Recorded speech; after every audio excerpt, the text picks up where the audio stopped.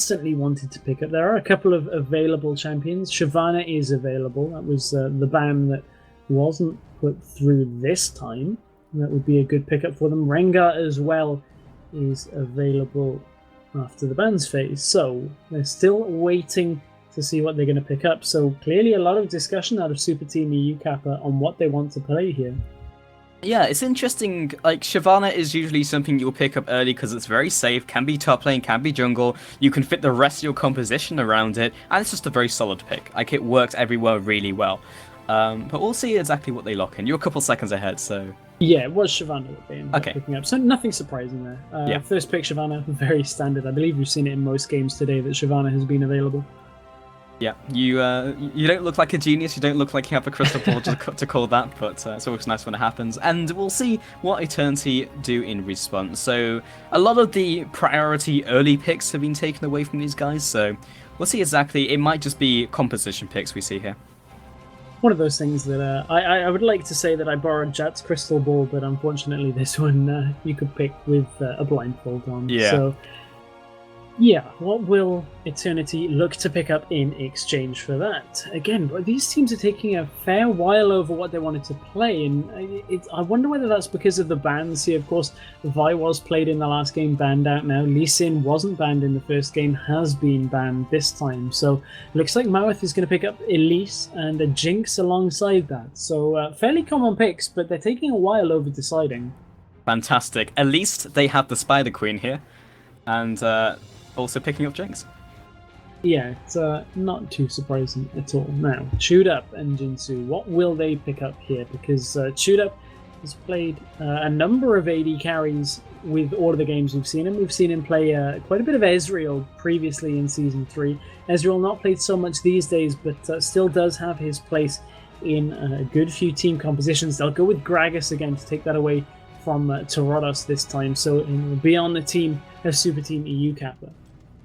Yeah, absolutely. So, a very just solid pick right there. Like, Annie fits well with basically any other AD carry. Lucian is actually something I'm a little bit surprised that we didn't see picked even earlier. But definitely, like, Gragas, again, is one of those very common mid laners. We've seen how strong he is in previous games. Those big explosive casks can really just turn a fight. And we saw that from Torodos in Game 1. He just landed some magnificent explosive casks, and that just really turned the team fights. You saw the one in top lane actually turned the game on its head. That ace that Eternity got allowed them to take a tower and Baron with those 5 kills and really just start to snowball the game through. Up until that point, it was a very close game. So hopefully we'll see something similar in this game again, where both teams just trading back and forth. And now this is an interesting play. Kayle is normally picked as a counter to Vi, but Vi is banned out, so you have to wonder why there was no Orianna pickup here. It's usually a response, I agree, and especially against Gragas, Orianna has a slightly better early game, but kind of peters out into a very even lane after that. But Kayle right here, it looks like they might have a priority with the next pickup that they want to keep alive, or they want to deny it from Exeter, which is a possibility. Yeah, I mean, it's not like they're running a Cogmore composition where that would go towards keeping them safe. I mean, we haven't seen teams run that in a very long time. Yeah. That's beginning of Season 3 was the last time I even think I contemplated seeing that, if I even remember rightly. So they've already got their AD carry locked in as well. So that it's not quite going to be that, but it just seems to me like maybe it's just a comfort pick. I mean, Kayle is a fairly consistent laner. We talked earlier about Righteous Fury giving you the ability to farm and push waves fairly quickly, but I don't know. It just, to me, doesn't seem like the optimal pick here. Yeah, of course, and it might be, again, just taking that away from Exler, because he has done incredibly well with that pick. But either way, they're going to go with their own pickups, will be Evelynn and Caitlyn, which I don't think would have changed with the last second on the stream. So, again, Evelynn will be picked up. It did well in the first game, it could have done better, but all the kills were centralized on the Evelynn, so they were kind of forced to use Evelynn as their only way to win the team fights. And my problem with the way that the team put the kills onto Evelyn was the fact that they used it for more damage, which is a risky play and can work out, because if you can burst somebody quickly, then of course the damage is going to be worth it, because you can really disrupt the team fight. And we saw that once or twice in the game where, you know, Eternity couldn't really get the team fight they wanted. However, this time around, I wonder whether they'll build it a little bit tankier and a little bit more survivable, because there's some big assassins on the playing field here from Eternity.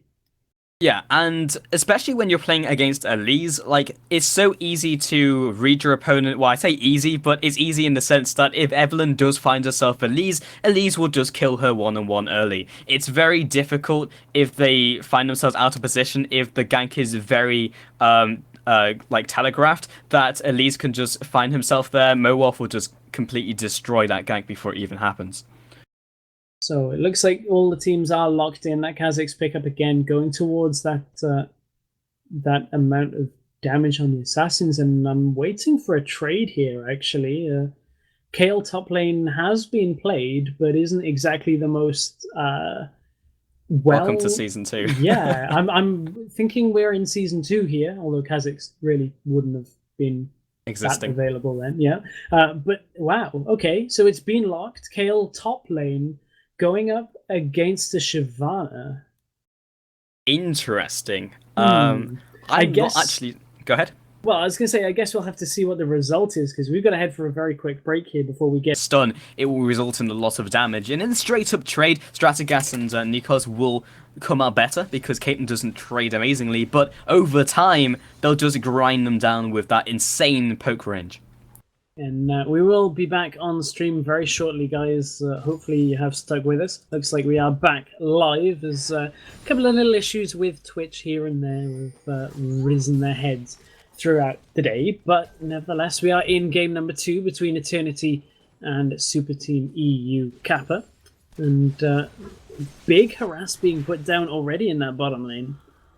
Indeed, and in the top lane we had Ginsu looking for that gank onto KO, and nothing really came of it. So top lane is fairly even at the moment. We haven't seen insane harass from either of these players, and Ginsu is still hanging around, got that double buff and wants it to be utilised. Flash forwards from Mozilla as well. Mike Yar's already used his flash. This could spell the end of him. Stunned up underneath the turret. Mowell comes in from nowhere. Cocoon lands, and that'll be the 1-for-1. Fantastic Cocoon out of mouth to lock down Evelyn under the turret and take massive damage. So 1-for-1 overall. Slight gold lead will go to Superteam, of course, getting the first blood on that one, but even pretty much as we saw throughout the first game. Yeah, but more importantly, the double buff is gone from Evelyn, so that's going to hurt the first couple levels in terms of her ganks, and that is really where Evelyn shines. So that has really upset Evelyn's jungle.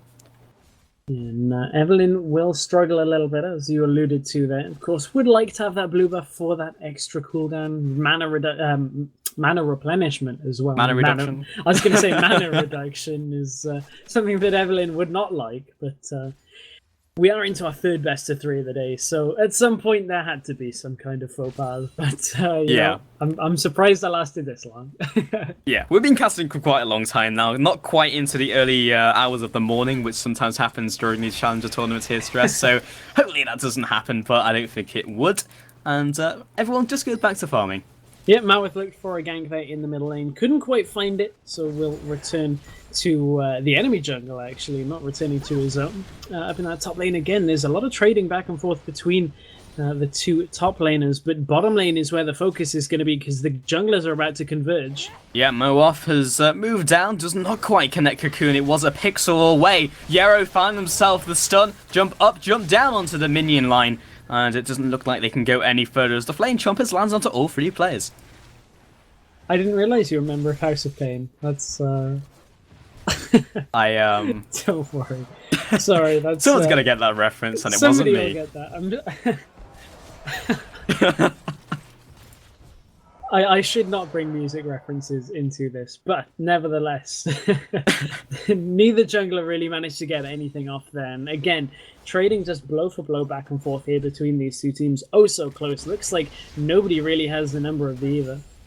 Yeah, I mean, honestly, it probably would have worked, but Moaf has been found out by Excellent. Easy auto attack, picks up the double buff, and that has actually reset it literally as it was going to run out. Gragas making an aggressive play like that is something that you don't see all that often. That was all the way over by the Wolf camp from Eternity. So nice pickup there out of Superteam, really knowing that where they can trade. And especially against an Elise, not that often that you see her caught out, but she was a little bit damaged from that earlier trade in the bottom lane. Yeah, indeed. Like, Elise players generally just sit in the jungle, sit in the enemy jungle with the knowledge that they're going to be strong enough to do anything. Charados actually trading off against Exla despite the double buff. Flashes out, Ignite is still ticking down, but I'm sure Happy Hour should keep him alive. Indeed it does. And that just fed another kill to the double buff Gragas. And we saw earlier that the game went in favor of Eternity early on with a couple of kills, but they managed to bring it back to Super Team EU, and maybe they're looking for another kill in that top lane after forcing the intervention out. Yep, and the flash is down, so they could definitely go for round 2, but Ginsu, I should say, is not in the best of shapes. He's level 5 versus level 5 of Moaf because of that earlier death, so it's not too big of an issue, and now the second buffs are starting to spawn. Yarrow getting caught out a little bit by Zap there, but not quite able to convert the kill where Eternity looked for maybe the hook. But Yarrow does have that stun charged up. They've got to be careful that there's no kind of counter engage. It all depends on how far Yarrow is from level 6. He's still half a level away, so no chance of Tibbers just yet. But Eternity do have to be careful. Yeah, it always amuses me when I see Kha'Zix pick up the triple longsword because you're just like, what? But then, of course, Brutalizer and then any other item that you really choose to build the extra longsword into, so it all makes sense in the end. Yeah, it's surprisingly efficient, although he does get explosive casked away. He does. Red buff is still ticking down, and the last auto attack from the minion will drop him to 20 HP, and Tarados does not want to stick around. Nice flash out avoided the last parts of damage. The stun has landed in that bottom lane, still at level 6 is Yarrow, so that was just the incineration, but it looks like Ginsu has made his way down into this bottom lane, and Elise isn't quite in position to counter gank yet. Yep, the ward has come out, but of course that wouldn't have seen Ginsu at this stage as he just jukes in and out of vision range. Jump forward from the arrow, lands the stun onto 2. Nikos will drop, Stratogas gets a perfect Flame Chompers down, but they go for this tower dive with that extra shielding. They're going to take a couple tower hits, and is it going to be enough? That'll be the kill in return. Ace in the hole picks up the second, so 2-for-1 trade in the bottom lane.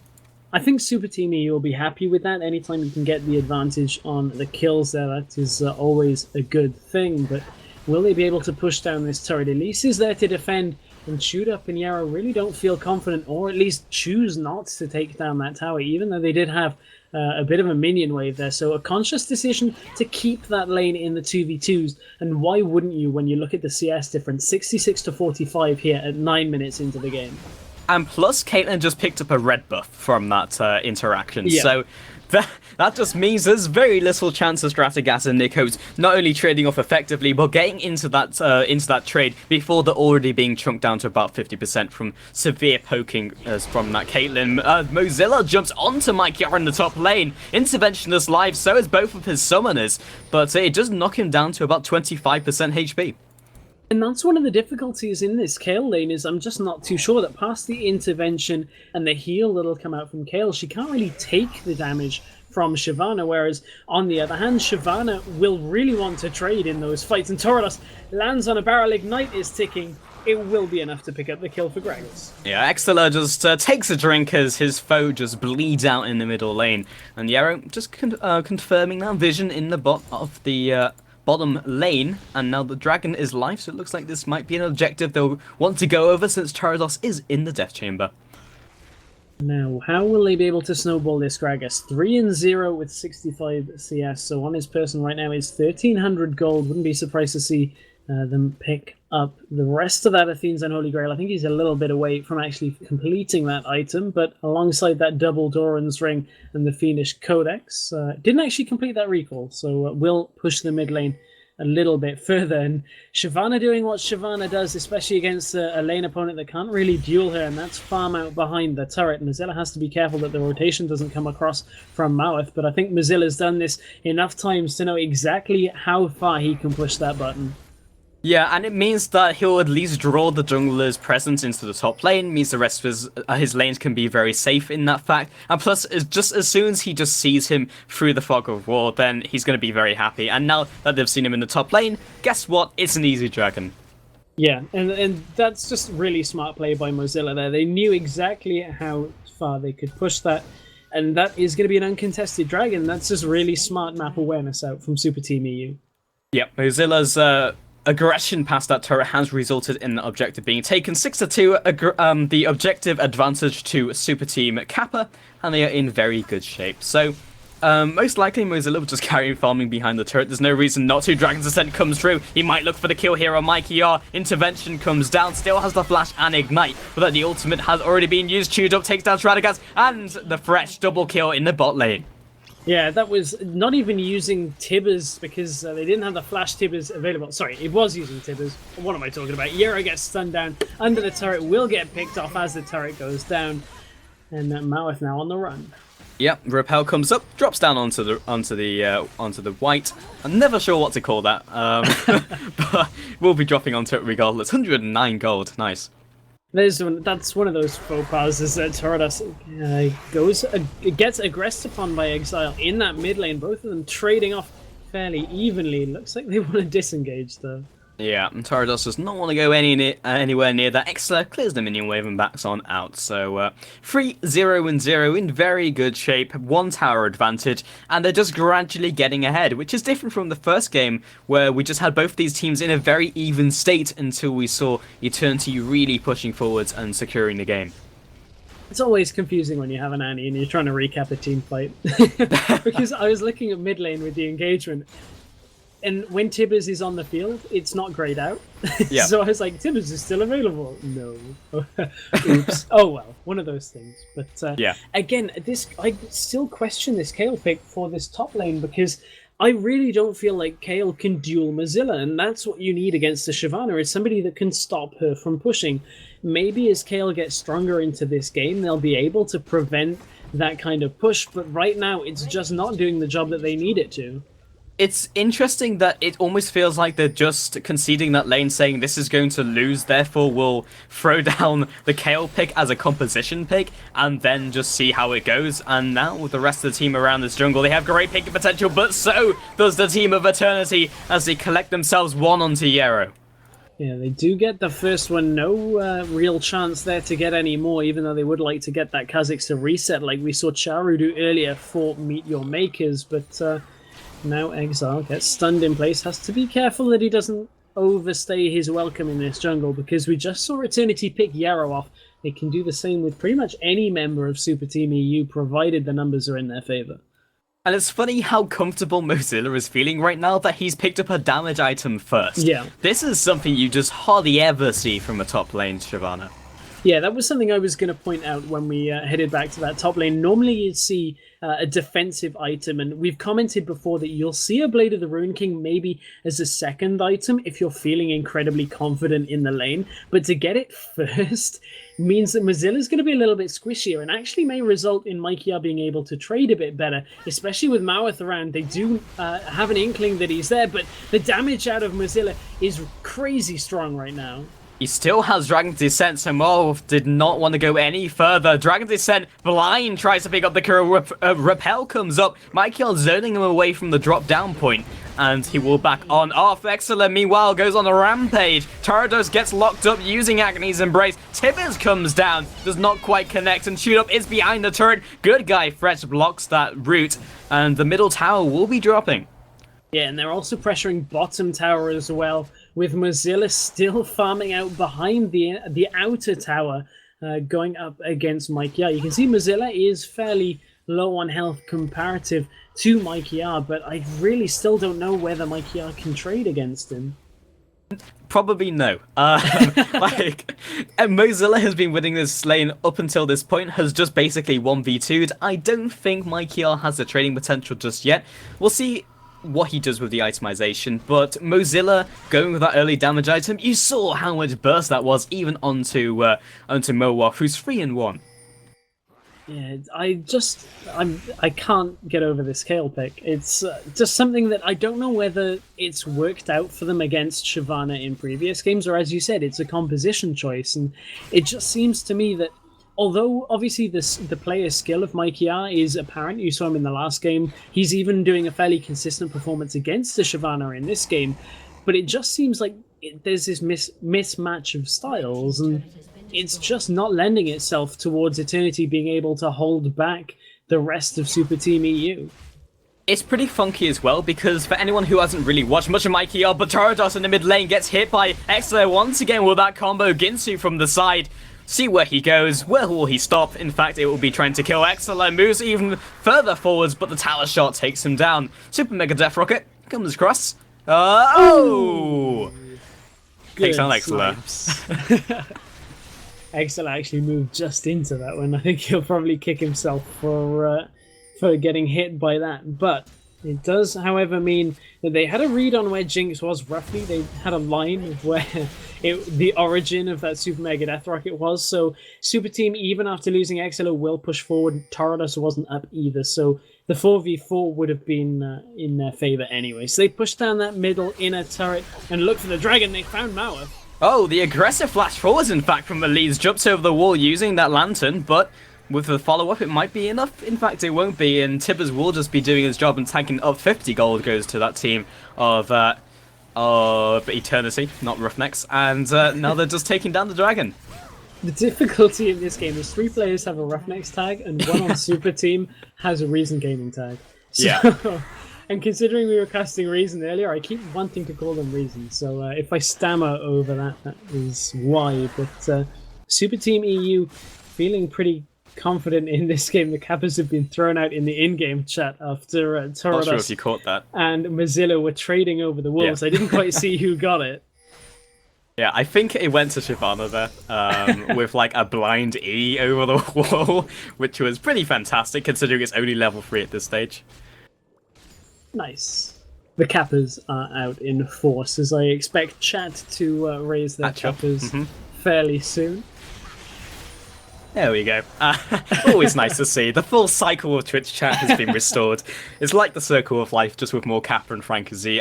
So in the bottom lane, again, the push comes in for Super Team Kappa, and there's very little to stop them. I'm just getting visions of Frank-Z being lifted while a chorus sings the circle of Twitch chat. Somebody please make that. I'm sure we will. But either way, Mozilla has been forced to use his Dragon Descent defensively. Hook does not quite land onto the backside of Exler. It is a very large backside, and Moab will be picking up the white. I forgot he was playing Gragas for a second, and I thought you were just being rather bad-mannered about the players. I was like, wow, I didn't realise you going that ham here, Pulse. But no, Gragas is rather large, and a bit of a departure from standard Gragas builds, actually. Rather than the Athene's Unholy Grail, they've actually opted for the Morella Nomicon as an item here, which, of course, will give him the extra cooldown reduction that you'd expect coming out from the Athene's Unholy Grail. I don't know whether they actually need the Grievous Wounds passive that comes from the Morella Nomicon, and unless there's something that I'm missing here, it just feels like he would have been better off with an Athene's Unholy Grail, and he does pick himself up a kill. Sorry, they're not letting you in on that one, but I just wanted to finish that point. Yeah, no problem. I think Exler tried to start dancing there, but decided better off as Elise turned the corner. But that was some very smooth mechanics. Actually got the auto attack, flashed over the wall immediately, so Moaf's skill shot missed, and then just walked on out. So it was very smooth, and apparently the item choice didn't even matter. Yeah, I mean, it's still a standard. It's a solid item for mid lane. It gives him all the stats he needs. I just definitely different. Don't know whether it's a different type of build than the Athene's Unholy Grail. Yeah. We can definitely go with that and be right every time by saying it's different. Well, it is different. I mean, I'm not going to call him out for building it. Again, we mentioned this earlier. Different players have different play styles, so it's just one of those things. Mozilla's play style is to Dragon's Descent over the wall to make sure he doesn't get caught. I think that was the right option. Yeah, Mozilla is very aggressive, but it often means 2 people have to go after him. And then flash Tibbers onto Tarados and Nickard. The intervention can only save 1. The jump comes through. Oh, the Gragas barrel. Double kill comes out. Knocks the Tarados away from his team. But 2-0 might mean this inhibitor turret falling. And this is a little bit more of a goal disparity and game flow change to game number one. In game number one, we saw a very close game. However, Eternity just haven't really been able to get out of the starting blocks on this one. They've picked up a couple of kills where they've been able to. They pick up another one, and Torridus goes in. There's one. Get excited. Mozilla goes back in. Moaf just chunks him down alongside Torridus, but that will mean the rest of the team will get out relatively safely. Oh, no, Torridus does decide better of chasing. Yeah, it's one of those things that I think Superteam have to be a little bit careful that they don't overextend because of the resets on Kha'Zix and also the get excited passive from Jinx. So they do have to be careful they don't overstay. They weren't able to get that inhibitor, and another kill there for Torridus. And the return kill for Chewed Up. He's trying to go a little further with this one. Stratagas has turned up, meaning that Chewed Up really doesn't want to donate the red buff towards him. Superteam keep picking these fights. They're getting some from it, but they're also giving Eternity a couple of kills here and there, which is going to result in Eternity getting more gold, but I don't think Eternity's team composition is going to lend itself towards being able to hold any kind of siege here. They really rely on getting those resets in the team fights, and with Mozilla returning to that top lane, I don't think that Kale is going to be able to do too much more to this tower. Yeah, Mozilla just tanking the auto attacks like a man, and Moaf is currently them. And remember that Mozilla has only got one tank item. He would usually have two at this stage. Now he aggresses onto Mikey R. He doesn't have any defense against magic damage, and Moaf is tearing through him, and Mikey R will pick up that kill. Again, Eternity are picking up kills, and that's not good if you're Superteam EU. Yes, Superteam have champions such as Shyvana, which will do very well into the late game, but if they give the gold over to Eternity, they have to be careful in these fights that they don't get the items to really maximize the resets. Yeah, and yes, Mozilla is saying Kappa every time he dies, but it doesn't mean that that's a worth play. So right now in the bottom lane, Stratagas Ginsu comes out, ace in the hole, Crux will easily be enough damage to instantly take him down. Oh, Explosive Cask in the top lane nearly saves Gragas, but I think Exile is in a little too over his head, as Maweth will pick that one up to go on a killing spree. Yep, so picks all over the map, 1 for 1, and Nikos does not quite land the flay. Torridus jumps onto Ginsu, does not get the reset. That means Chewed Up will take one, looking for the next one. He's only dragging him towards him. There's the second. Moaf jumps forward. He can 1 versus 2, but not if he's kited around. Yarrow comes in from the side, auto attacks, and also Mikey R. There's the Tibbers. Will get the stun down. Moaf drops to Chewed Up, and he's also got the slow from red buff. Flash comes out. Stratagas has returned. Tibbers will be taking that turret, but that is surely going to be the inhibitor. And it looked like Eternity just didn't estimate the damage that came out from Chewed Up. Before that, he was 4-0 and 4. I believe he had the Bloodthirster static shield, as he does now, and a nice pickup from Strategist. But Chewed Up has a surprising amount of damage. He was getting good procs off on the headshot when it was available, and just landed so much damage there onto Eternity that they ended up picking up the inhibitor even when they were against the numbers. Yeah, so Pause comes in, Chewed Up saying Jinx aimbot, and very possible. I mean, there's some pretty clutch super mega death rockets this game. I think, though, the couple that they have fired long range has more been that the prediction has been so good out of Strategist that he's predicted where it was going to hit rather than, they were recalling. The two that have hit, Exile moved into earlier, and that time, I believe it was Ginsu moved into that one. So be a pretty specific aimbot that I don't think exists, to be honest. So we'll pin this one down to Strategist's skill. Honestly, a lot of these ultimates that are hitting feel like if they weren't announced on TeamSpeak or whatever comms they're using wouldn't hit, but because they're saying, oh, Jinx ultimate, they're like, oh, panic, turn around, and then get hit by the Stratagas ult. Yeah, that does sound like something that may be the problem, and Yarrow throwing out the excuse that they've always used, the same in Dignitas UK, just to get in the heads a little bit of your opponents. By every time they pause mid-game, someone always says, the cat jumped out the window. So... I believe the cat has died on several occasions as well. Yeah, it has. From games they really I've watched. need to start looking after their cats a little bit better. I'm gonna say it there. Yarrow, look after your pets. Unbelievable. But Here at Ready Up TV, we do not approve at all of abuse to animals. But Chewed Up moving forwards along with Yarrow will... Who picked up blue? It was indeed Chewed Up. Yeah, they managed to steal that one away. They probably would have liked to have given that over to Exile. Let's see whether he's got one on him. He doesn't actually have one currently, so I think that was just a little bit of miscommunication perhaps, but nevertheless, stealing away the blue buff, as long as you get it on your side, that's really the main aim of that play. Yeah, indeed. As long as it is just denying it from the team of Eternity. So a 10k advantage at this stage in the game. Looks like it might turn into a third game here stretch, which would be very exciting. Yeah, of course, that would make things our first third game of the day. That was a little confusing for the brain, first third. But it is at this stage of the day.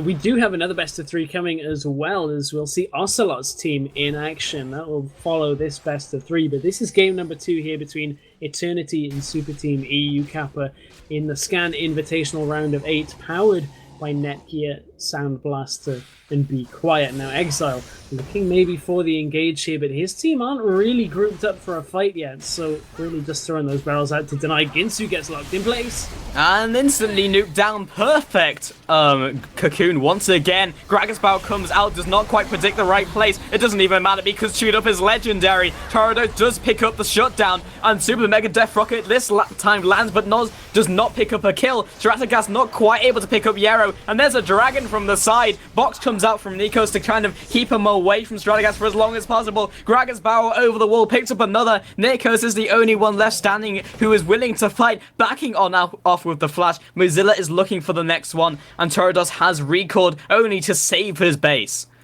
And that really just now gives Superteam EU as much free reign as they want. Eternity stalled that fight out a little too long and ended up losing a Nexus turret for it. And that means Superteam EU can rotate around to the top lane, take down another turret, and then prepare for Baron. Because as soon as you have this much pushing in and that much damage to the base of Eternity, Superteam can really just pick their fights and pick their Baron. Yeah, and there's very little they can do about Stratogas. We'll see if they can use this window of opportunity to not get caught, and also potentially take down the Baron as well. But there is superb warding coverage, so they might just try and disengage, get their items, recall, get their health, or just instantly take down one of these junglers. Chewed Up over the wall, lands the Piltover. And they can see the strategist is in that bottom lane, so I'm surprised that the recall is coming out here, although Yarrow is fairly low. I guess they don't really want to fight against the reset composition with Kha'Zix just in case they take a poor fight, but really Superteam EU, knowing Jinx is down in the bottom lane, have free reign of the map once again.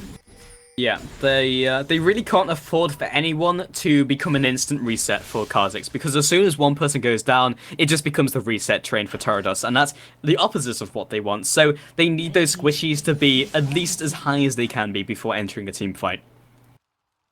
And I'm wondering what Eternity can do here. They really are just banking on the resets in the team fights, but that's one of those things that is such a 50-50 that you have to make sure you get that kill. And sometimes you can burst too much to even chase that first reset that it can end up that the rest of your team are down while Kha'Zix is resetting, although is trying to fight 1v4. So it's all on how Eternity can counter-engage these team fights or even pick somebody off early on.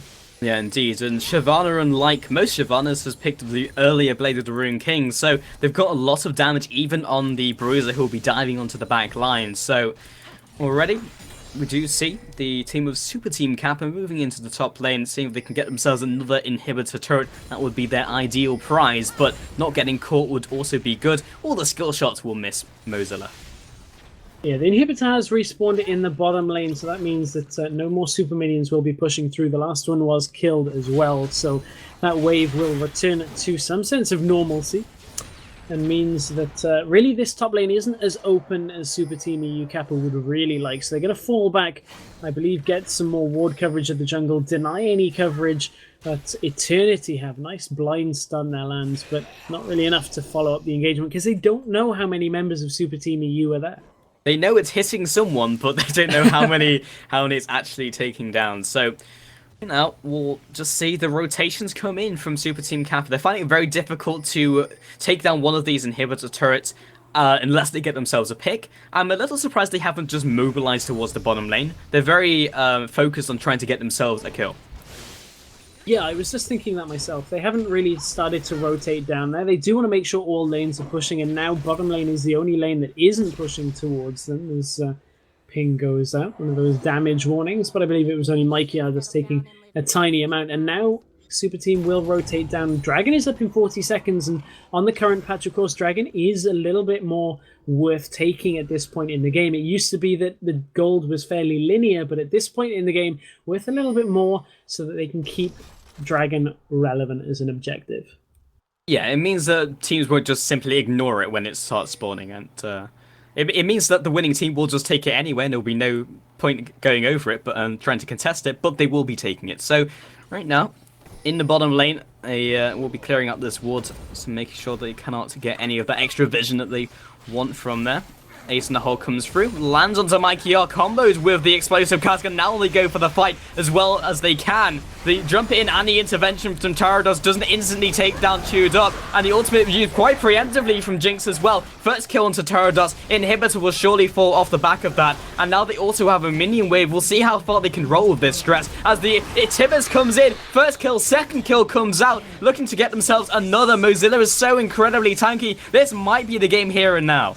Yeah, that's surely the game here for Superteam, and that's what we were talking about, was Kha'Zix got locked in place, and they'd already used intervention to stop him taking any damage as he went into the fight.